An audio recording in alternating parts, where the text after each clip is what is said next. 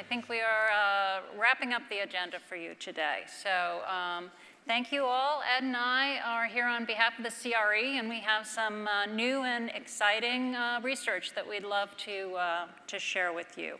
I'm sure many of you are familiar with the CRE, a senior group of researchers from many different areas of the industry, really focusing on doing high-quality research to improve research methodology.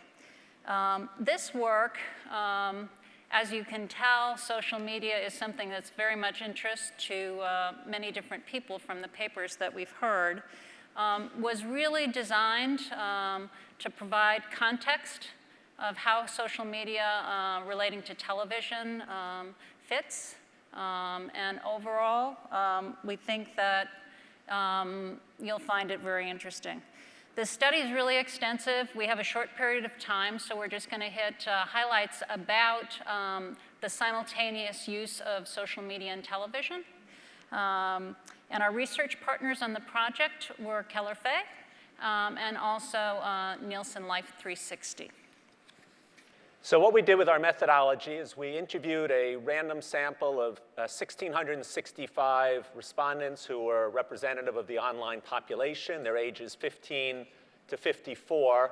And what we did with each of these respondents is we did a screening survey with them to learn about their social media use, their television viewing habits, and so forth. And then we recruited them to participate in a 3-week activity with us with the use of a mobile phone. We asked them to please check in on this mobile app every time they came across something relating to primetime television. So it could be while they were not watching, or it could be while they were watching. It's all relating to primetime television. It could be social media relating to primetime television, or it could be that they came across promos, they heard things from friends, they heard an interview with, with one of the late night hosts or the daytime television, whatever it might be. And so they were to check in with us each time over the course of a 3-week period. That decision to use the mobile app for a 3-week period is a whole different methodological conversation we'd be happy to have. It came out of a lot of work we'd done 2 years ago and brought into this study as well. The field work was timed to coincide with the launch of the new broadcast season, so we were able to get the broadcasts of the new shows as well as the premieres of the returning shows. Altogether, our 1,665 respondents reported to us on over 78,000 diary entries, and I should say that anyone who didn't have a smartphone was provided one for the purpose of this study. Thanks, Ed. So starting out with the findings. First of all, what we found is that 16% of the primetime audience, their viewing occasions were accompanied by the usage of social media. So 16% in total.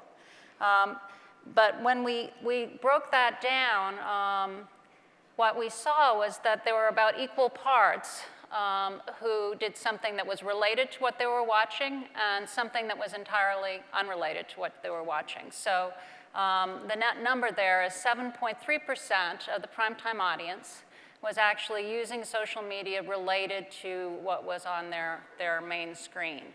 And we're calling that group the socially connected viewers.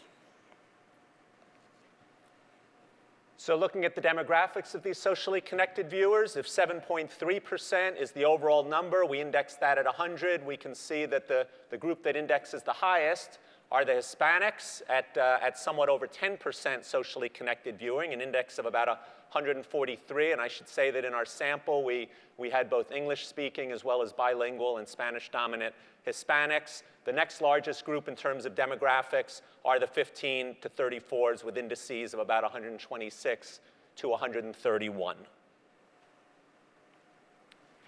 One of the things we were very interested in learning more about is how people were using the different social media platforms. So this looks again at our 7.3% of socially connected viewing and breaks it down between Facebook, Twitter, and several other areas we asked about. We asked if people were using video with their social media, or if they were using photos or any other type of social media. So what you see is of the 7.3%, 3.8, or about half, were using Facebook.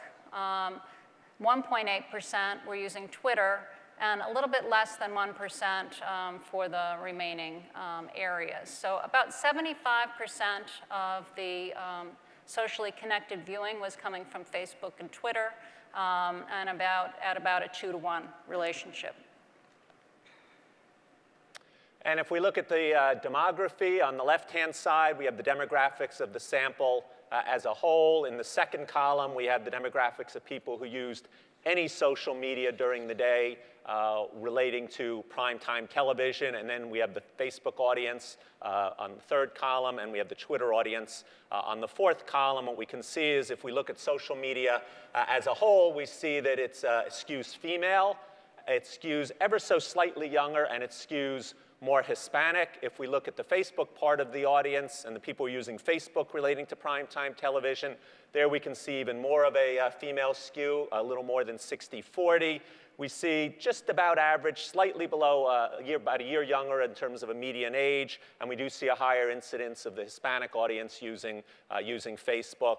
On the right-hand side, there is Twitter, which is closer to the male-female split, but definitely skews much younger, several years younger median, no difference in terms of the ethnic makeup. So then we wanted to look at the different genres of programming to understand which genre were the most influenced by social media. And this is of the 1,600 programs that were on the schedule at the time that this research was done. You can see in this pie chart how it broke out. There were about 20% dramas, 18% comedies, and 18% reality shows, and all of the rest represented a smaller portion of the responses. So what we see when we look at the socially connected viewing by genre is one of the smallest genres, which were the specials that were on the air at that time. The Emmys were one of the larger specials, had the highest incidence of socially connected viewing at up close to, it's over 15%. So that's a doubling that average of 7.3. So that's a big number, and I think not a surprise when you see the kinds of things that happened with the Oscars and the famous retweet of the photograph. It seems to be a great place for second screen usage. The second highest indexing genre was sci-fi, where the incidence was about 11%. And those were shows such as, Walking Dead, Marvel's Agents of S.H.I.E.L.D., and the originals. And that's about 150 index. And then sports is the largest high indexing group. So that's about 9% of all viewing occasions, and it indexes at a 129. I mentioned that our field work was timed to coincide with the launch of the new broadcast TV season so that we could pick up both the premieres of new shows and also the premieres of returning shows. Out of those 1,600 shows, we had about 43% of them were the returning shows. 11% of the check-ins were the newly premiering shows. And if we look at the socially connected viewing by type of show, we see that the socially connected viewing is definitely higher for the premieres of new shows, indexing at 142, a little over 10%. The season premieres of returning shows was about average, and the older programs were a little bit below average in terms of socially connected viewing. We also then had the opportunity, because we were asking people to check in over the course of a 3-week period with us, and to do so anytime they came across primetime television, we could look on a day-by-day basis. If we show here the newly premiering shows, and that mark there that says premiere, regardless of when the premiere was, if it was on a Tuesday night, a Thursday night, we lined them all up, so everybody's premiere night is on that night. Our scale on the left is the percent of people who were viewing. On the right, it's the social media reach. That scale is half the amount, so the social media reach is doubled here in terms of of what it is. So just be aware of that. What we can see is that on the premiere night, the viewership is high. The social media use peaks at exactly that same time as well. If we then go out 7 days, we see the viewership again, obviously a week later, goes back up. We see another spike for the social media use for these premieres of new shows, but the social media use is at about half the level of what it was during the original night's premiere. We did the same thing with the premieres of returning shows. This is 20 shows here averaged. Again, we can look and see that the viewership is higher for these shows. The social media use reach is actually about the same as it was for the new shows. And again, we can see that on the first episode, when the show's returning, the social media use is highest. By a week later, again, we see it follow the viewership, but the level is about half of what it was on the night of the premiere itself. And then before we conclude, we just wanted to go back to one of the broader, more general findings from the research. I mentioned part of our goal was to put social media in context with other forms of communication around television viewing. And this first slide looks at the news shows that were on the air again during the news season.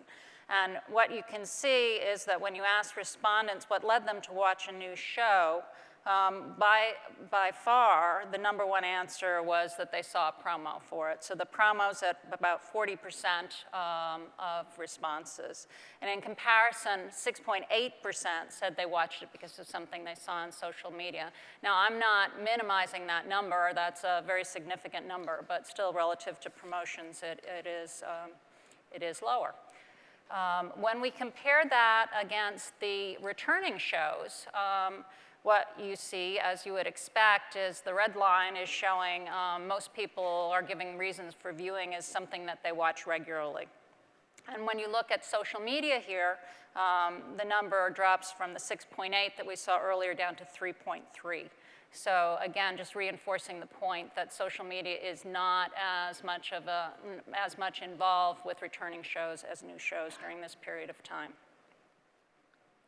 And Beth mentioned at the beginning that this database is quite extensive. There's a lot of information to share with you today. We decided to focus on the socially connected viewing. There's a lot of additional topics that are in the research. It's quite robust, and we look forward to sharing some of these results with various audiences at different times. In particular, we have information about sort of a group of the super connectors, the most social part of the audience. We also have an academic team that's working with us on a choice model to see exactly the role of social media in terms of its decision to influence. And after listening to the Kantar guys, I think we'll go back and look for some monkeys as well. So thanks very much. Thanks, all.